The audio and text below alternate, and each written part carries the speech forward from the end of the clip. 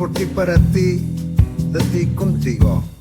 Desde aquí estamos horrorizados por el último debate entre Trump y Biden, muy sobrecogidos por el resultado de las elecciones francesas y algunos muy entretenidos yendo a manifestaciones anti-israelíes en nombre de la bandera LGTBI. Bueno, ocurren cosas en el mundo, Estamos también inmersos en unas elecciones en Irán que no es para nada ajeno a todo lo que sucede en Gaza y en Palestina. Evidentemente, para las personas que les guste seguir teniendo una visión de dibujos animados de ese conflicto, que es la que nos meten en cucharadas y con un embudo, pueden pasar de largo. Si alguien quiere una visión un poquito más global, un poquito más geoestratégica, por un experto que ha demostrado antes y en todo lugar también en Grau Talks su visión ponderada y documentada del conflicto, pasen y vean. No le he cortado ni una toma ni una coma, porque todo lo que dice Joaquín Rivera Chamorro es de primera necesidad para personas informadas, no tiene desperdicio. Pasen y vean. Esto es Grau Talks. Muy buenas, Ana. Encantado de estar aquí otra vez para hablar contigo de geoestrategia, de geopolítica, de estas cosas que pasan a miles de kilómetros de casa, que siempre vemos muy lejanas, pero que en realidad nos afectan muchísimo más de lo que queremos ver. Elecciones en Irán. Bueno, ha tenido lugar ya la primera vuelta. Estaban llamadas 60 millones de personas a votar. El ayatolá Khamenei había insistido fervientemente para que se mostrara un respaldo por parte de la población en estas elecciones incidentales, habida cuenta que vienen como resultado del accidente y fallecimiento del presidente en helicóptero. Tan solo 24 millones han ido a votar. El primer dibujo que podemos ver, o la primera instantánea que nos dejan las elecciones, es que hay un descontento que no tenía precedentes en la historia del régimen iraní desde 1979, desde la llegada al poder de los ayatolá. Tan solo 24 millones de personas han votado. Como digo, estamos en una línea muy baja, incluso de la mitad, apenas el 40%. De ese 40%, 42% ha elegido al candidato más aperturista, si podemos ver algo de apertura dentro de las propuestas de todos los candidatos en estas elecciones. Es un hombre medio kurdo, con lo cual representa a una minoría importante dentro de Irán, que está lejana del mundo chií, pero también había sido ministro de Sanidad en algún gabinete anterior. El aperturismo en Irán va un poco en base al programa nuclear y a esas relaciones que se tienen tanto con el Tratado de No Proliferación como con los países occidentales, pero no estamos hablando de un Gorbachov ni de una perestroika, estamos hablando de algo mucho más liviano, por supuesto. Sí que tenemos que hacer valer ese descontento, ¿no? Yo creo que Irán está empezando a tener serios problemas internos, las manifestaciones de 2022 así nos lo dibujaron, la reacción del gobierno con una dura represión es una muestra de debilidad. Otra muestra de debilidad es su política exterior, a pesar del respaldo a Hamás. Ahora hablaremos y matizaremos cómo se produce ese respaldo, que tampoco es tan ferviente o tampoco ha sido tan ferviente en los últimos años, después de que Hamás titubeara a la hora de apoyar a al-Assad en Siria, a pesar de las llamadas del régimen iraní para que lo hicieran. Al final hicieron más de mediadores entre la oposición a al-Assad que un apoyo consolidado al presidente sirio.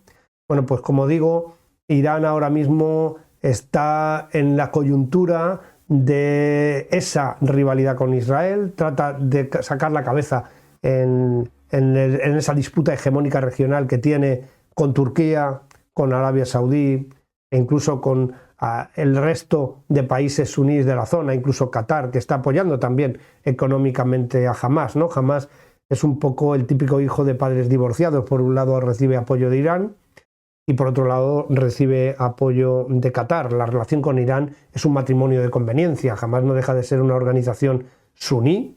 Al final ya saben ustedes que la rivalidad entre sunís y chiíes sigue estando muy presente en todas las relaciones que hay entre ellos. La lucha permanente en Yemen a través de proxies entre Irán y Arabia Saudí nos muestra esa gran rivalidad en la región. que pugnan, todos ellos pugnan por hacerse con la hegemonía, una hegemonía muy repartida, y en medio de todo esto se encuentra el Estado de Israel, el único Estado occidental, porque podemos situarlo dentro de la civilización occidental. Arabia Saudí, como sabes, antes del 7 de octubre había manifestado la intención de normalizar relaciones con Israel por primera vez, por supuesto empujada por los Estados Unidos. Evidentemente la relación entre Arabia Saudí y Estados Unidos es una relación también de conveniencia, se necesitan ambos, y la estabilidad en la región pasa por el apoyo a Arabia Saudí y por la normalización de relaciones entre Arabia Saudí e Israel. Esto ha tenido una derivada, los ataques del 7 de octubre del año pasado en Israel, un ataque que tampoco tenía precedentes, que sorprendió a todo el mundo, que fue celebrado en el Parlamento iraní esa misma noche por parte de todos los parlamentarios, en pie, puño en alto y vociferando y haciendo extensivo su apoyo a Hamás, celebrando lo que había sucedido, el ataque terrorista. Por tanto, está claro, una intervención de Irán. También es posible que Qatar haya intervenido directa o indirectamente en lo sucedido el día 7 de octubre. Nadie se pone de acuerdo en quién está realmente detrás de este ataque, pero el más beneficiado a primera vista es Irán, porque esto bloquea la normalización de relaciones entre Arabia Saudí e Israel. Al mismo tiempo se erosiona al Estado israelí de cara a la opinión pública internacional. Irán aumenta su capacidad de influencia en Occidente a través de medios de comunicación, a través del ataque cibernético constante que llevan a cabo desde Rusia, desde Corea del Norte, desde China y también desde Irán, en ese cuarteto que se ha conformado y que cada vez tiene un mayor ligazón. Es una alianza que más temprano que tarde se irá consolidando cada vez más, porque hay unos intereses comunes, a pesar de que hay muchas divergencias en su ideología, hay muchas divergencias en los estados que conforman, incluso hay divergencias también, o hay incluso rivalidades en algunos temas territoriales, entre China y Rusia, por ejemplo, pero a la larga esa unión de los cuatro estados conforman el desafío en el orden mundial, el posible cambio a futuro en el orden mundial liderado por China y auspiciado y apoyado por los otros tres, ¿no? Otra de las muestras de debilidad, desde mi punto de vista, es la reacción de Irán después de la muerte de Raisi Musavi, el comandante de la Guardia Republicana iraní, muerto en un ataque o en una acción específica de Israel dentro de suelo sirio. Ahí la publicidad que se hizo desde que se lanzaron las municiones merodeadoras y los misiles desde suelo iraní, sabiendo que había un tiempo que necesitaba Israel para preparar sus defensas antiaéreas, como así hizo con gran éxito por otra parte, bueno, pues demostraron al mundo que te quiero atacar pero no te quiero hacer daño. Fue una especie de no me queda más remedio que hacer esto, porque si no me van a pintar la cara en mi propio territorio y el sector más conservador o más duro dentro del régimen. Estados Unidos sujetó a Israel, porque ahí sí que hay una discrepancia dentro de Estados Unidos. John Bolton, por ejemplo, que había sido consejero de seguridad con el gabinete Trump, recuerdo esa misma noche como decía en la CNN que había una gran oportunidad para poder acabar con todas las instalaciones que están desarrollando el programa nuclear iraní, que cada vez está más avanzado, que ya están próximos a llegar al 90% de enriquecimiento de uranio, que es lo que se necesita a través de las centrifugadoras para poder conseguir en un tiempo prolongado, por supuesto, esto no es algo de la noche a la mañana, la suficiente cantidad de uranio enriquecido para poder tener una bomba nuclear.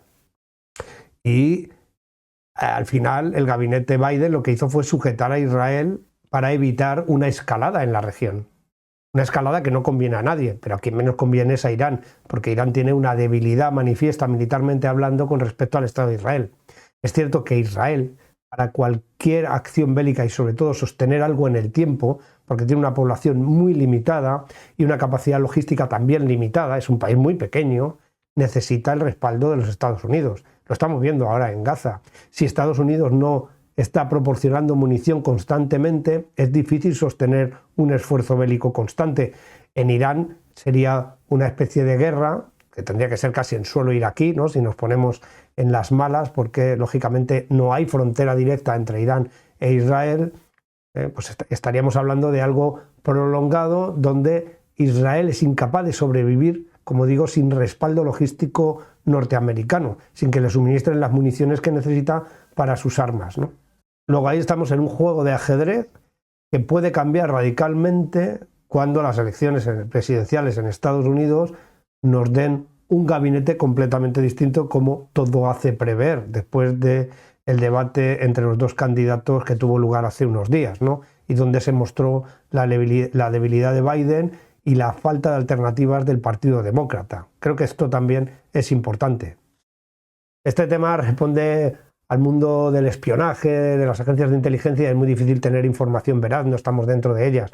Lo que sí tenemos son fuentes abiertas. Sabemos que desde 2019 hay grupos políticos asociados a la derecha europea que estaban recibiendo financiación por parte de grupos de oposición del régimen iraní, y desde antes incluso de 2019 medios de comunicación asociados a la izquierda europea o incluso grupos políticos asociados a la izquierda europea recibían financiación a través de empresas pantalla o ciertas empresas camufladas del régimen iraní. Esto forma parte del juego y del nuevo campo de batalla que son los medios de comunicación y sobre todo las redes sociales. Por eso trabajan tanto en los ataques cibernéticos, por eso trabajan tanto en los bots, en Instagram, en Twitter y en las diferentes redes sociales, porque saben que ahí se dirime la batalla por el relato. ¿Por qué es importante el relato? Porque Israel, sin el apoyo norteamericano, no es Israel. No es el Estado fuerte capaz de resistir a todo lo que pasa a su alrededor. Como hemos dicho antes, necesitan el apoyo logístico norteamericano. Si Irán, cuando digo Irán me refiero también a China, a Corea del Norte, a Rusia y todo esto que hemos estado comentando, que están desafiando el orden mundial establecido, consiguen que la opinión pública norteamericana fuerce a su gobierno a dejar de apoyar a Israel, a pesar del lobby judío, que es muy fuerte en Estados Unidos, como bien sabes y como saben todos ustedes, va a conseguir aislar a Israel, va a conseguir debilitar muchísimo al Estado de Israel y que sea incapaz de sostener un conflicto bélico a largo plazo.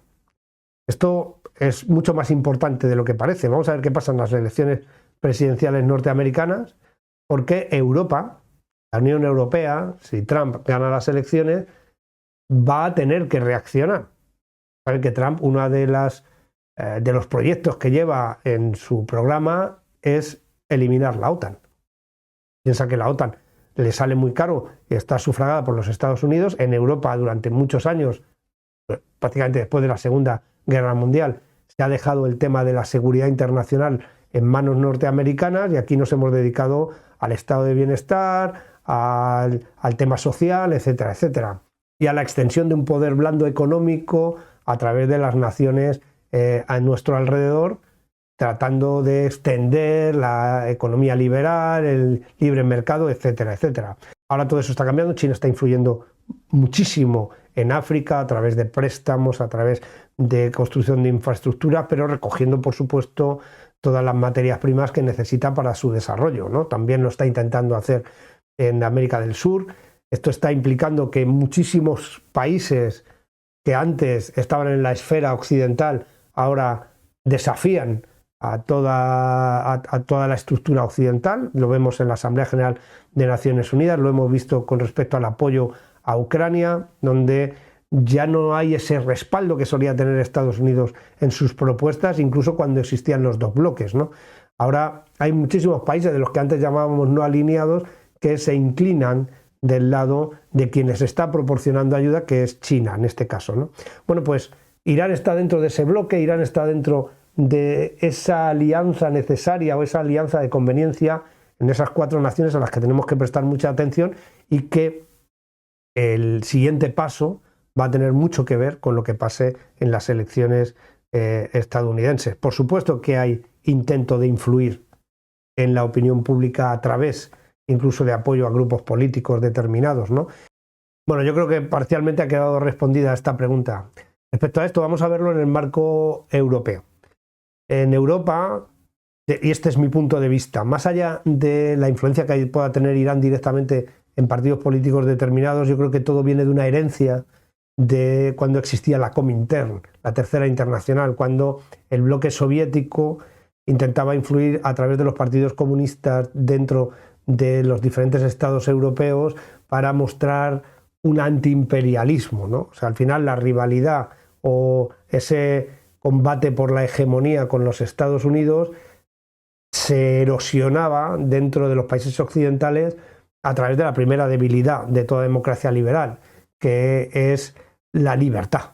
Y por tanto los partidos comunistas y los partidos socialistas que estaban asociados al bloque soviético pues hacían oposición, haciendo ver siempre a Estados Unidos como una expansión imperialista, etcétera, etcétera. Eso caló también en muchas naciones hispanoamericanas.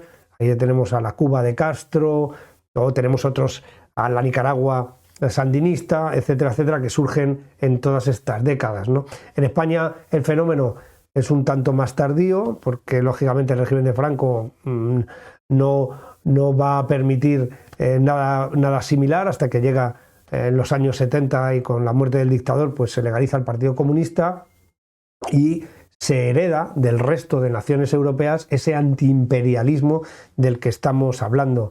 Israel, como hemos comentado anteriormente, depende del lobby judío norteamericano. Israel se asocia a Estados Unidos, Israel se asocia al imperialismo y todos los que se manifiestan en contra del imperialismo, legítimamente por supuesto, y contra Estados Unidos también lo hacen contra el Estado de Israel, ¿no? Luego todo lo demás, pues yo creo que forma un poco también a veces del desconocimiento, ¿no? Asociar la bandera de los tres califatos sellada con el rojo hachemí con el mundo LGTBI+, es un poco como no melón con jamón, sino mortadela con sandía. Es mezclar el agua y el aceite. Jamás defiende la Sharia, jamás defiende la ley islámica por encima de cualquier ley del hombre, como defienden los hermanos musulmanes en todas las naciones donde se han extendido, en la rama suní, y eso, por supuesto, no contempla en absoluto el mundo homosexual, al que consideran dentro del adulterio, ¿no? O sea, en el mismo delito, al mismo nivel que el adulterio. Si 4 hombres u 8 mujeres, porque la voz de una mujer no tiene la misma valía, denuncian y son testigos de un acto de sodomía, evidentemente eso implica un delito y depende de la gradación o de la graduación de la condena, puede llegar incluso a la pena de muerte. Todos lo sabemos. También se exagera mucho este término, pero esa es una realidad. La homosexualidad consentida está presente en Afganistán, por ejemplo, que es casi una homosexualidad obligada. Yo creo que es importante también hablar y abordar estos temas. Pero a partir de la radicalización del Islam, sobre todo a finales del 19 y a partir de entonces y hasta ahora, pues la homosexualidad se ha visto como una depravación y en muchos países está muy condenada, ¿no? Cuando ves en las manifestaciones mezclar la bandera arcoíris con la bandera de Palestina, lo cual es legítimo y por supuesto libre, pues no deja de producir cierta extrañeza, ¿no? Pero mi opinión personal es que todo esto obedece un tanto a la herencia recibida del bloque soviético, ¿no? Y de cómo se trataba de erosionar a Estados Unidos a través del imperialismo, ¿no? Esto de vender el imperialismo como algo negativo, como la influencia de la extensión del libre mercado era la extensión del imperialismo, etcétera, etcétera. Ese discurso que caló durante muchas décadas y que continúa y se ha extendido a los grupos políticos más a la izquierda dentro de Europa. Yo creo que es algo que todos sabemos, ¿no? Entonces, si quiero erosionar a los Estados Unidos, si quiero erosionar al bloque occidental, a través también de las naciones que forman parte de la Unión Europea, ¿cómo lo puedo hacer? Pues a buen entendedor, pocas palabras bastan. Bien, ¿qué es lo que consigue Irán con este conflicto? Primero, erosionar al Estado de Israel, no solo económicamente, sino también militarmente. Lógicamente, esto tiene un desgaste muy importante. ¿Por qué económicamente, además del gasto enorme que tiene cualquier conflicto bélico, el precio de las municiones, que se lo digan a Zelensky y a Ucrania, es brutal? Tiene también la consecuencia de que Israel es un estado muy pequeño, con apenas 7 millones de habitantes, y para poder afrontar cualquier conflicto bélico que dure más de unos días, necesita de movilización de muchos reservistas. Cualquier carpintero, fontanero o gente que trabaja en las fábricas, al final tiene que salir de ellas igual que los que están en las oficinas y los funcionarios, para vestir el uniforme verde y dirigirse al frente con su fusil en la mano. Eso detiene los procesos de producción, eso erosiona la economía de cualquier país. Si esto se prolonga en el tiempo, lógicamente el deterioro será cada vez mayor. Por eso es tan importante el apoyo norteamericano. Abrir un segundo frente desde Hezbollah cada vez se está intensificando más. Empezó de forma muy suave y a medida que Israel va avanzando en Gaza, Hezbollah va atacando más los intereses israelíes en el norte, concretamente atacando a las ciudades israelíes del norte.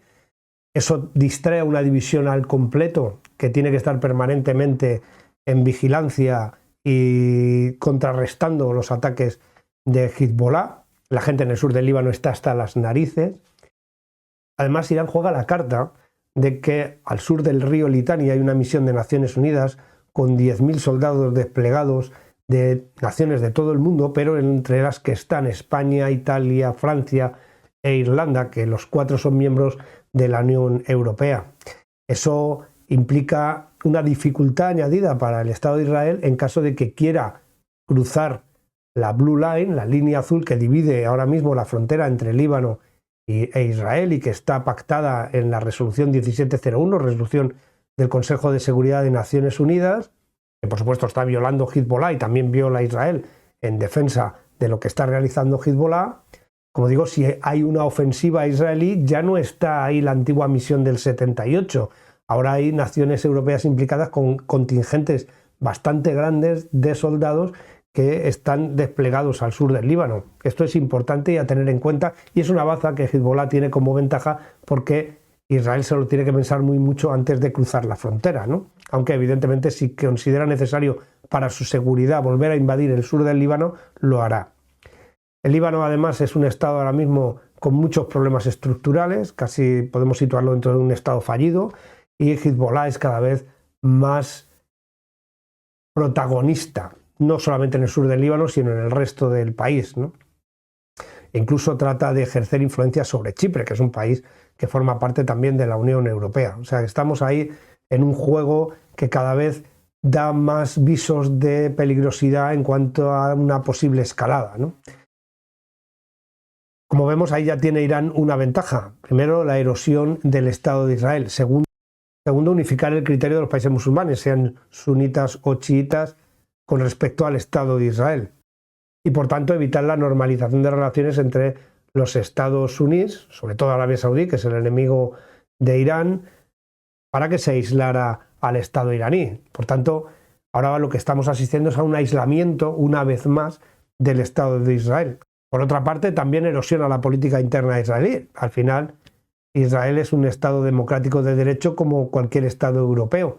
Benjamín Netanyahu, que es ahora mismo el líder del país, tiene una fuerte oposición interna. Cualquier guerra, cualquier conflicto bélico, evidentemente erosiona al que está en el poder, y más con las circunstancias que llevaron al Estado de Israel a entrar en la Franja de Gaza con el tema de los secuestrados, etcétera, etcétera. Luego, ¿es Irán el gran beneficiado de todo lo que está pasando? Pues probablemente es el más beneficiado, porque todo esto le está permitiendo también continuar con el desarrollo de su programa nuclear, llegar a aumentar el enriquecimiento de uranio a lo necesario para la fabricación de una bomba nuclear, con lo que eso implica. Tenemos como ejemplo a Corea del Norte como un país débil desde un punto de vista financiero. Al estar en el club nuclear consigue una capacidad de disuasión que le hace muy fuerte a la hora de las negociaciones internacionales.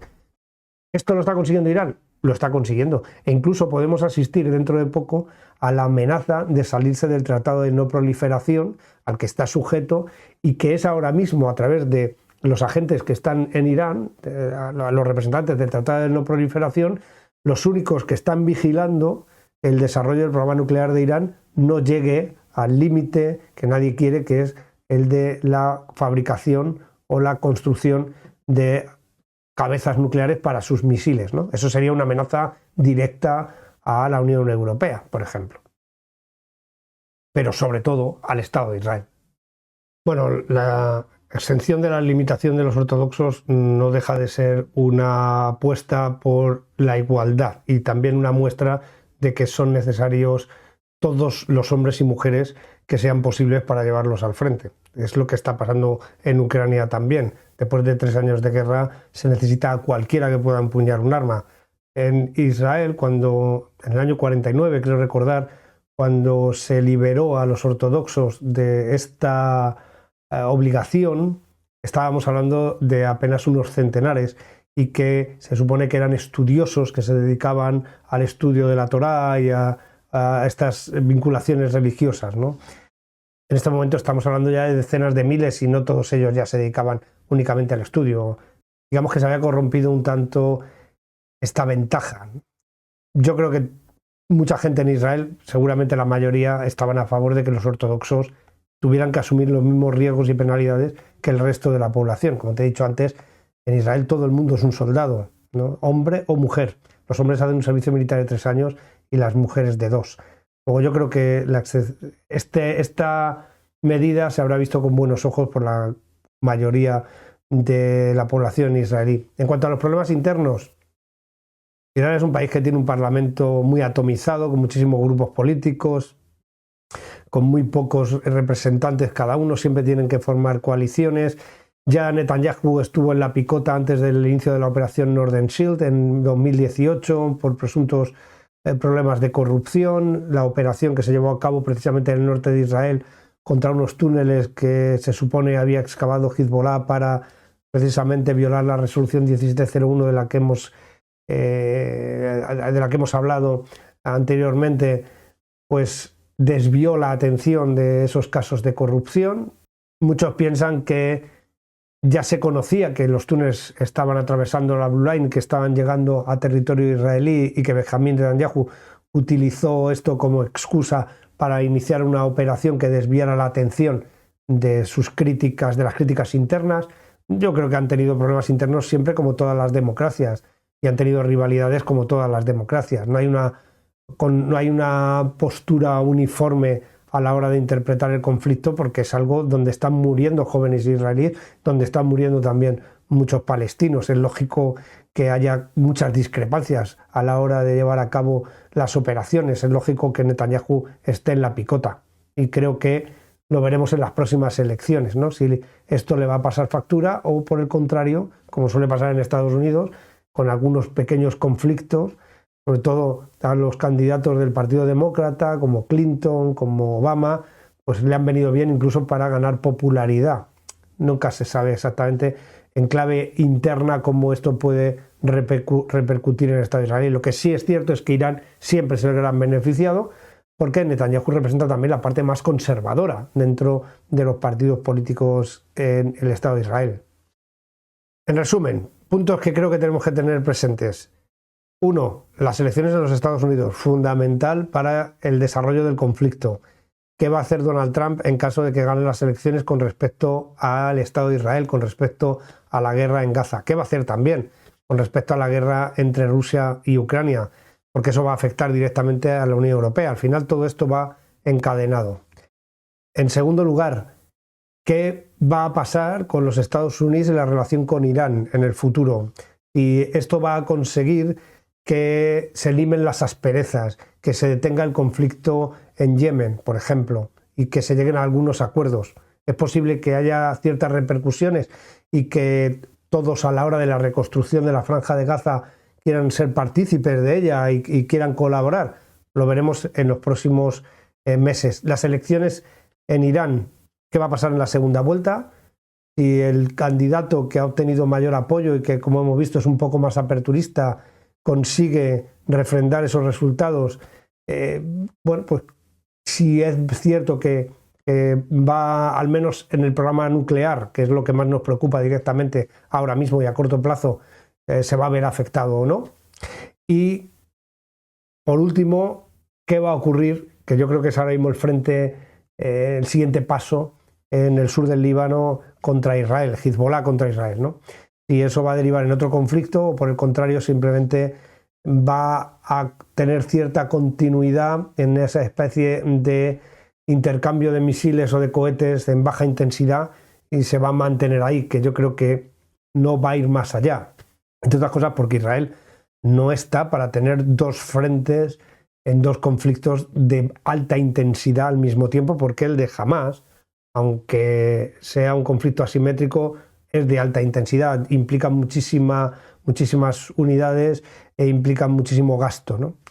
Lo veremos en el futuro muy próximo y si quieres pues hablaremos de ello en este espacio en las próximas semanas o en los próximos meses. Un abrazo muy fuerte, muchas gracias a ti, muchas gracias a todos los que nos ven o nos escuchan. Hasta la próxima.